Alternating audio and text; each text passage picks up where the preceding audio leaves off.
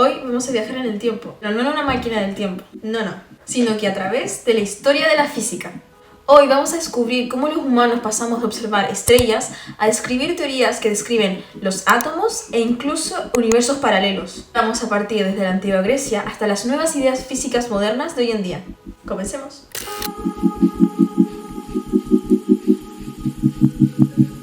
La historia de la física comienza con los griegos, quienes no poseían ni laboratorio ni telescopios, pero sí grandes preguntas, mentes pensantes. Claramente hacen mucho más que nosotros hoy en día. Tales de Mileto, por ejemplo, pensaba que todo estaba compuesto de agua. Imagina una sola sustancia como base de todo. Luego llegó Empedocles, que pensaba que todo estaba compuesto de agua, tierra, aire y fuego. Pero el más visionario fue Demócrito, quien introdujo la idea de átomo, pequeñas partículas indivisibles que forman todo. Imagina lo revolucionario de esto en una época donde ni siquiera se conocía el concepto de vacío. Aunque su teoría no podía ser demostrada a través de experimentos, siglos más tarde tendría fuerte influencia sobre los experimentos que darían forma a la teoría atómica. Y finalmente comprobando la genialidad de su idea. Luego tenemos a la celebridad intelectual de la antigua Grecia. El tipo que dominó el pensamiento durante varios siglos. ¿Por qué estás con lentes? Porque les vengo a presentar a mi íntimo amigo Aristóteles. Su modelo del universo ponía la Tierra en el centro de todo, porque según él, era lógico. Y bueno, ¿y si todo gira alrededor de nosotros? Pues estamos en el VIP del cosmos. Su idea fue tan convincente que perduró durante muchísimo tiempo. Se convirtió en la verdad oficial por más de 1500 años. Pero ojo, aunque muchas de sus ideas estaban mal, Aristóteles no era cualquier tipo. Su obsesión por buscar, clasificar y observar explicaciones racionales puso los cimientos de lo que hoy en día nosotros llamamos, redoble de tambores, ciencia. Eso sí, sus teorías parecían inamovibles, hasta que siglos después alguien pensó ir afuera del tablero, de lo ya establecido. Pero bueno, eso es algo que veremos más adelante. En el siglo XVI llega un hombre llamado Nicolás Copérnico, un clérigo polaco que se dedicaba a mirar el cielo y hacerse preguntas importantes. Un día X llega y dentro de su ingenio se suelta un facto que posteriormente cambió el mundo. Gente, la Tierra no es el centro del universo, es el Sol en el que está en el centro y nosotros giramos alrededor de él. Imagina el caos que generó esa afirmación en aquel tiempo. Durante mucho tiempo, la idea dominante había sido el modelo geocéntrico, impuesto por, ya sabes quién, Aristóteles.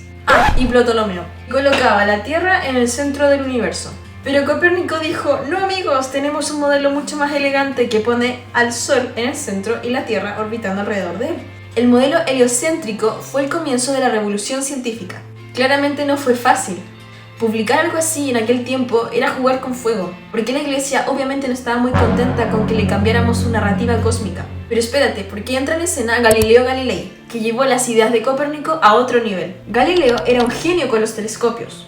Cogió uno de estos aparatitos, los mejoró, apuntó hacia el cielo y descubrió cosas que dejaron a todo el mundo boquiabiertos. Por ejemplo, descubrió que Júpiter tenía lunas que orbitaban alrededor de él. ¿Y qué significó esto? Que no todo gira alrededor de nosotros. Además, observó que la superficie de la Luna no era lisa, como decía Aristóteles, sino llena de cráteres y irregularidades. Lo importante es que demostró que todos los objetos caen al mismo tiempo sin importar su peso si es que se elimina la resistencia del aire. O sea que si sueltas una pluma y un martillo al mismo tiempo, al vacío caen al mismo tiempo. Golpe bajo en las ideas de Aristóteles, puesto que él afirmaba que entre más pesado un objeto, más rápido caía.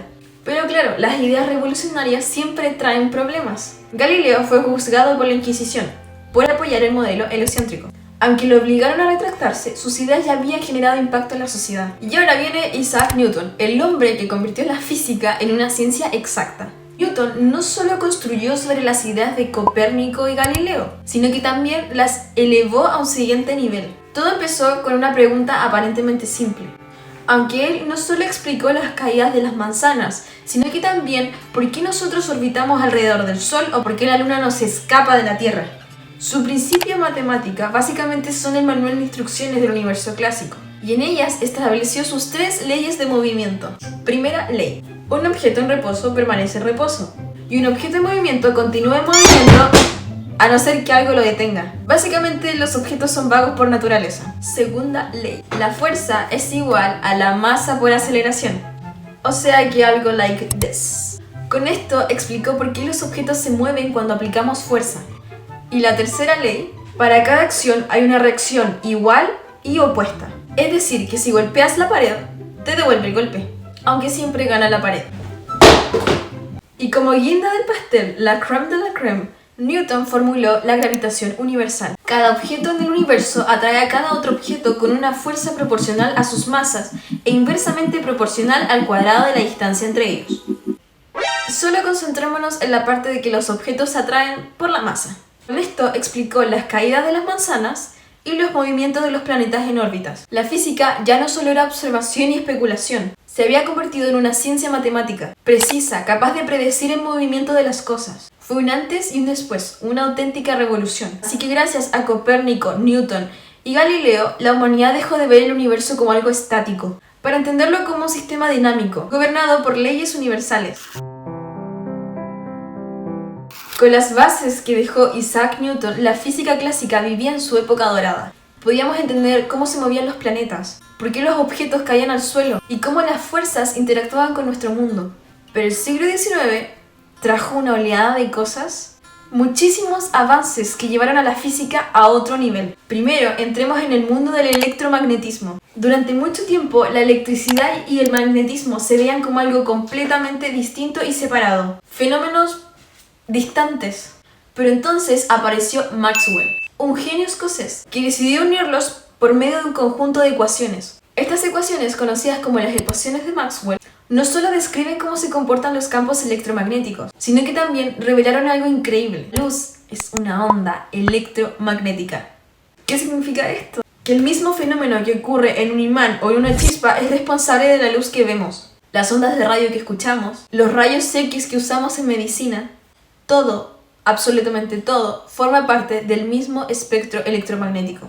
Aquí nos empezamos a acercar un poco a la idea de la unificación de las teorías. Llevaba a pensar a la idea de que todo está conectado. Una unificación física. Ahora pasemos a un nuevo avance de la física del siglo XIX. La termodinámica.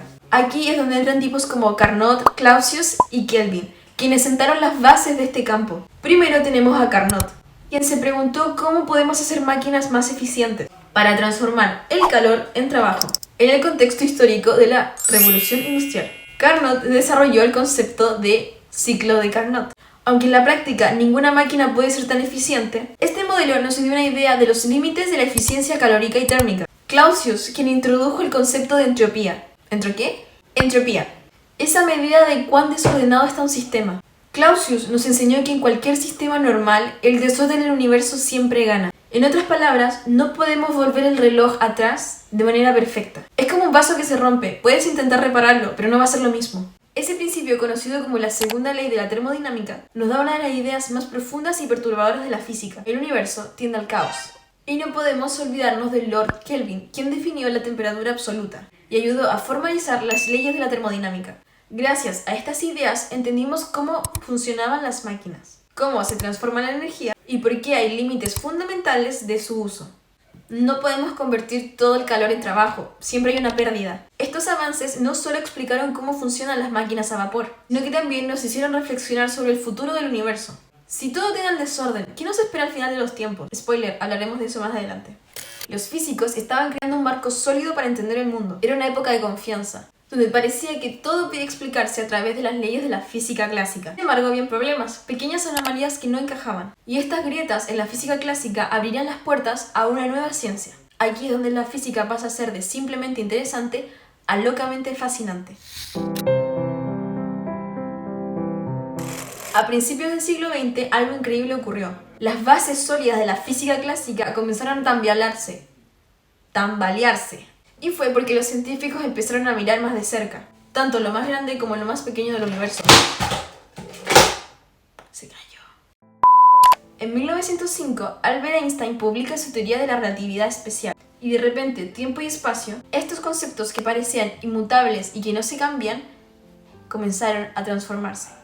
La teoría de Einstein nos dice que el tiempo no es igual para todos. Si te mueves más rápido, cerca de la velocidad de la luz, el tiempo pasa más lento para ti, en comparación a alguien que está quieto. Y por supuesto tenemos la ecuación, Sí, esa ecuación. Está en camisetas, tazas, lápices, libros, carcasas de teléfono, de todo. Ya, pero ¿qué significa esta ecuación? Que la energía y la masa son intercambiables, conectadas por la velocidad de la luz al cuadrado. En otras palabras, la materia es energía concentrada. Esto no solo era revolucionario, era casi increíble. Esta idea a posterior se transformó en una de las desgracias de la humanidad más grandes del mundo y de la historia. La bomba de Hiroshima y la que cayó en Japón. Pero esto es solo la mitad de la historia, puesto que mientras Einstein se divertía con el espacio y el tiempo, habían otros científicos que se detuvieron a mirar a lo más pequeño. Comienza la locura de la mecánica cuántica. Todo comienza con Max Planck en 1900. Este físico alemán intentaba resolver un problema sobre la radiación emitida por los objetos calientes. Y para hacerlo tuvo que asumir algo extraño, que la energía no es continua, sino que viene en paquetes discretos a los cuales nosotros llamamos cuantos. ¿Qué tan pequeños? Microscópicos, enanos, diminutos, efímeros. Creo que ya entendimos la idea.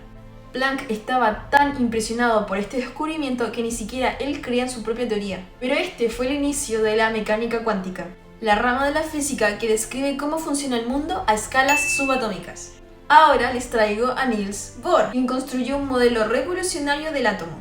Según Bohr, los electrones no están al azar, están confinados en niveles específicos de energía.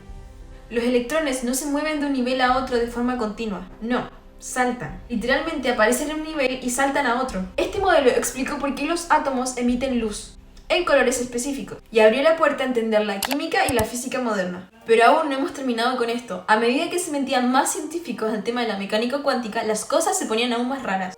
Erwin Schrödinger introdujo la función de onda, una función que describe cómo las partículas se comportan subatómicamente. Según Schrödinger, una partícula no está en un lugar específico, sino que en varios lugares a la vez. Se define en el momento de la observación. Aquí también tenemos a Heisenberg, con su principio de incertidumbre, que básicamente dice que puede saber la posición de una partícula o qué tan rápido se mueve. Pero lamentablemente no las dos cosas al mismo tiempo, sino que... ¡ay, que tengo que más esta frase! El universo no es determinista, es probabilístico, lleno de posibilidades e incertidumbre. Todo lo que ocurrió en el siglo XX nos dice que las leyes de la física clásica, que describían tan bien nuestro mundo perfectamente cotidiano, no funcionan a escalas microscópicas. La mecánica cuántica y la relatividad especial nos explicaron que el universo es mucho más extraño. Y por supuesto que esta revolución de la física no se detuvo ahí. Estas ideas sentaron las bases para las tecnologías modernas. Y así, a finales del siglo XX, la física dejó de mirar únicamente nuestro mundo. Y empezamos a explorar los límites de nuestro universo. Primero hablemos de los agujeros negros. Esas regiones del espacio donde la gravedad es tan brutal que nada puede escapar, ni siquiera la luz. Estas bestias cósmicas fueron predichas por las ecuaciones de Einstein, pero durante mucho tiempo se pensó que solamente fue una curiosidad matemática. Sin embargo, en el 2019 logramos fotografiar uno. Fue como si la teoría y la observación se dieran la mano para decir: los agujeros negros son reales, están allá afuera. Pasando al nuevo tema. No todo está resuelto en la física. De hecho, hay misterios gigantescos aún. Uno de ellos es la aclamada materia oscura. Resulta que cuando miramos el universo hay mucha más gravedad de la que debería haber. Como si algo invisible estuviera empujando, jalando todo. Este algo lo llamamos materia oscura. Lo oscuro no viene de que sea negro, sino que realmente no sabemos lo que es. De ahí proviene la palabra oscura. Sabemos que está ahí porque afecta al movimiento de las galaxias, pero no podemos verla, tocarla ni sentirla. Ni siquiera podemos detectarla directamente. Y si esto te parece raro, look at this, porque también tenemos la energía oscura, donde nuevamente la palabra oscura se refiere a que nosotros no entendemos lo que es. Esta es una fuerza misteriosa que está acelerando la expansión del universo. Es como si el cosmos estuviera estirándose cada vez más rápido, y no tenemos idea de por qué. Juntos, la materia oscura y la energía oscura representan el 95% del universo. ¿Qué? Es decir, todo lo que conocemos, planetas, estrellas, galaxias, tú y yo, es apenas un 5%. El resto es un enigma que espera ser resuelto. Estamos diseñando ideas de exploraciones multiuniversales. Aquí es donde entra la teoría de cuerdas. Propone que las partículas subatómicas están compuestas por cuerdas diminutas unidimensionales tan pequeñas que ni siquiera nuestros instrumentos son capaces de detectarlas, que dependiendo de cómo vibren y su frecuencia, pueden crear distintas partículas. Según esta teoría, la realidad no posee 3 dimensiones, sino que más bien 11. Conocida como la teoría M, busca unificar las dos grandes teorías de la física, la relatividad de Einstein, que explica lo grande, y la mecánica cuántica, que explica lo pequeño. Logramos unificarlas, podríamos tener algo llamado la teoría del todo, una fórmula maestra que explica absolutamente todo lo que ocurre en el universo. Así que aquí estamos, en el siglo XXI, explorando ideas que desafían nuestra intuición y nuestro sentido de la realidad. Miramos el universo pensando que conocemos todo cuando realmente no entendemos nada. Y lo emocionante de esto es que no solamente con cada nuevo descubrimiento aprendemos más y respondemos más preguntas, sino que también nos formulamos otras nuevas. La física está lejos de terminar, y el mejor capítulo de esto podría estar por escribirse. Para terminar esta bomba informativa, quiero adjuntar una de mis frases favoritas de mis físicos favoritos. Lo más incomprensible del universo es que sea comprensible. Albert Einstein. No olvides suscribirte, activar la campanita para estar atento a todos los nuevos videos. Y deja tu like por el buen tiempo. Nos vemos en un próximo video. ¡Chao!